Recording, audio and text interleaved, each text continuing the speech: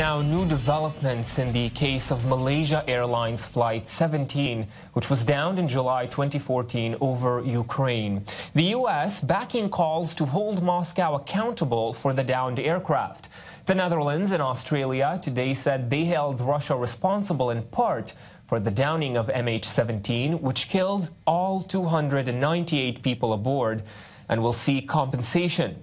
Dutch Foreign Minister Stef Blok told a news conference in The Hague that it has been now indisputably proven that there is a direct link between the rocket that hit MH17 and the Russian army.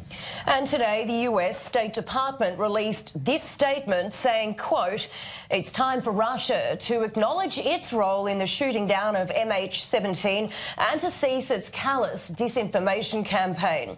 Disinformation, not if you ask the Kremlin. He's a spokesman, Dmitry Peskov. Ну, вчера, если вы знаете, затрагивалась эта тема, и я хочу вам напомнить слова президента. Расследование, которое производилось в Нидерландах, вот этой следственной группой, оно не включало в себя российскую сторону. Хотя украинская сторона была представлена. И, конечно, не имея возможности быть полноправным участником работы этой следственной группы, Россия не знает, в какой степени можно доверять результатам этой работы. Это первое. And joining us from Washington, D.C. is Ian Williams, who is an Associate Fellow of the Centre for Strategic and International Studies. And we're also joined from Moscow by journalist Jessica King. Jessica, the Kremlin has sent a very strong message regarding this. So is there any chance Moscow may claim responsibility?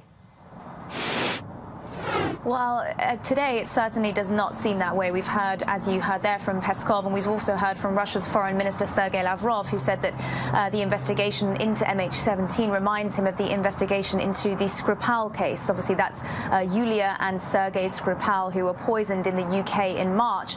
And what he's inferring there is that he believes in both cases there's no evidence.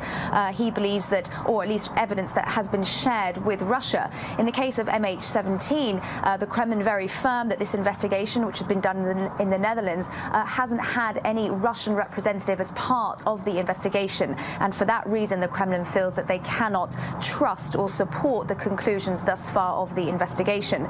Lavrov said today, "It feels like deja vu. If our partners have once again decided to speculate on the deaths of hundreds of people to achieve their political goals, I will leave it on their conscience." So certainly no admission on anything from Russia.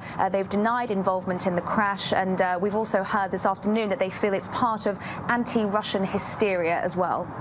And Ian, that's a point I want to pick up with you, Ian, in our D.C. studios. Russia, of course, saying they were not part of this investigation, therefore they will not accept its results and conclusions. But in 2015, Russia vetoed a UN security effort to try to prosecute those responsible for the downing of this jet. Russia has not only not participated in the investigation, it has tried to thwart it in some ways.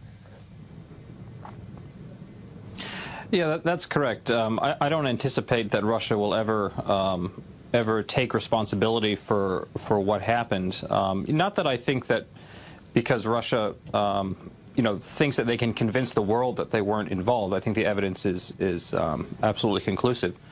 But I think for their own domestic political support and for the domestic political support of their intervention in the Ukraine, it's important that they cover up and maintain the fiction on all fronts for their domestic populace. Ian, do we understand at this point why is it that investigators are so convinced that Russia is at least partly responsible for the downing of that jet in terms of what we know on the findings in their investigation?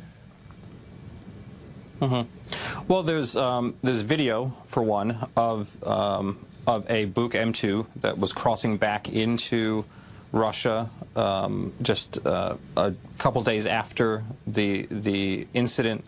That launcher was missing a missile, the same missile that shot down the plane. They were able to then find the serial number of that particular vehicle and match it to a Russian air defense unit outside of Kursk. So it's pretty definitive that that at least the particular launcher was of the Russian army. It's a little unclear as to whether or not it was manned by Russian army personnel. I would say that anybody who understands how air defense systems operate and how complex they are, that you can't just give a militia group an air defense system and expect them to be able to operate it without a long period of training. So I think it beggars the imagination to think that this didn't have some involvement of Russian military personnel. And meanwhile, there are reports that Russia quietly conducted the world's longest surface-to-air missile test, this according to assessments from US intelligence. The S-500 surface-to-air missile system successfully struck a target 299 miles away. That's 50 miles further than previously known tests. And Jessica, we'll go back to you now. Is this true, and what more can you tell us? Well, we haven't had any response from the Kremlin on this. We don't exactly know when it happened. As you said there, it's from a CNBC report, so we're not clear on the details. But allegedly, this S-500 missile, as you said, went further than any previous tests and successfully engaged with its target. These have been developed and are expected to be delivered by around 2020, and they are supplements for the current S-400 systems which are in use. Really, President Vladimir Putin has said in the past that they are capable of operating at ultra-high altitudes, including near space. So it's an ambitious project for Russia, and if and when it becomes operational, these air missile defense systems could really significantly increase the Russian military capabilities. The goal, we think, is perhaps for Russia to have more flexibility to respond to aerial threats. But again, we don't know when and where this is supposed to have happened, but it's hard to say how close these systems are becoming to be fully operational.